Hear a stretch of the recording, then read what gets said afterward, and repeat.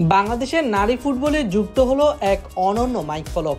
AFC নারী Asian কাপের মূল পর্বে জায়গা করে নিয়ে ইতিহাস করেছে লাল সবুজের প্রতিনিধিরা।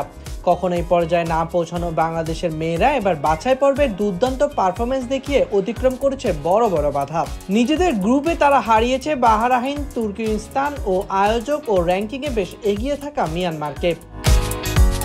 তবে মূল পর্বে বাংলাদেশের জন্য অপেক্ষা করছে আরো কঠিন পরীক্ষা। ইতিমধ্যে নির্ধারিত হয়েছে 12 দলের মধ্যে 11 দলের নাম। বাকি একটি দল নির্ধারণ হবে বাছাই পর্বে এই গ্রুপের লড়াই শেষে। উল্লেখযোগ্য বিষয় হলো এখন পর্যন্ত চূড়ান্ত পর্ব নিশ্চিত হওয়া সব দলের র্যাঙ্কিং বাংলাদেশের চেয়ে এগিয়ে। একমাত্র বাংলাদেশই আছে যারা ফিফা র্যাঙ্কিংয়ে 100-র বাইরে। 2026 সালে এশিয়ান কাপের আয়োজক হিসেবে সরাসরি মূল পর্বে খেলবে অস্ট্রেলিয়া। এছাড়া গত আসরের শীর্ষ 3 দল হিসেবে বাছাই পর্বে না খেলেই জায়গা পেয়েছেন চীন, দক্ষিণ কোরিয়া এবং জাপান। বাছাই পর্বে দারুণ পারফর্ম করে মূল পর্বের জায়গা করে নিয়েছে ভারত, চীনা তাইপে, ভিয়েতনাম, উত্তর কোরিয়া, উজবেকিস্তান ও ফিলিপাইন। বিশেষ করে গ্রুপ এফ থেকে উঠে আসা উজবেকিস্তানের পথটা ছিল নাটকীয়। শেষ পর্যন্ত দক্ষিণ এশিয়ার দল নেপালের সঙ্গে পয়েন্ট, গোল ব্যবধান ও গোল সংখ্যা সমান থাকায় ফল নির্ধারণ হয় ট্রাইব্রেকারে। সেখানে নেপালকে 4-2 গোলে হারিয়ে জায়গা নিশ্চিত করে উজবেকরা। তাই সাফ অঞ্চল থেকে বাংলাদেশ ও ভারতের সঙ্গী হতে পারেনি নেপালিরা।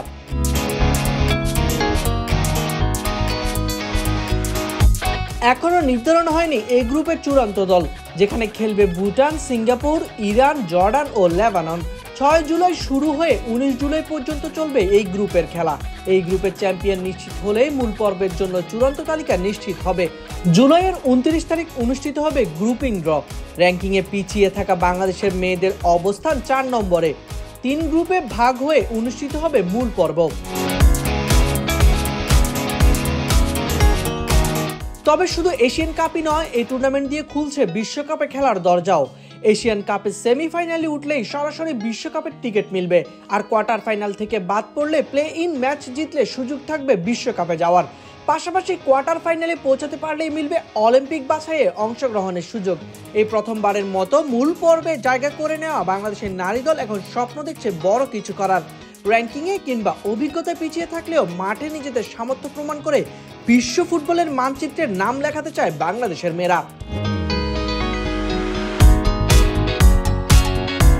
সাইদ ইবনে শামস, বিডি স্পোর্টস টাইম।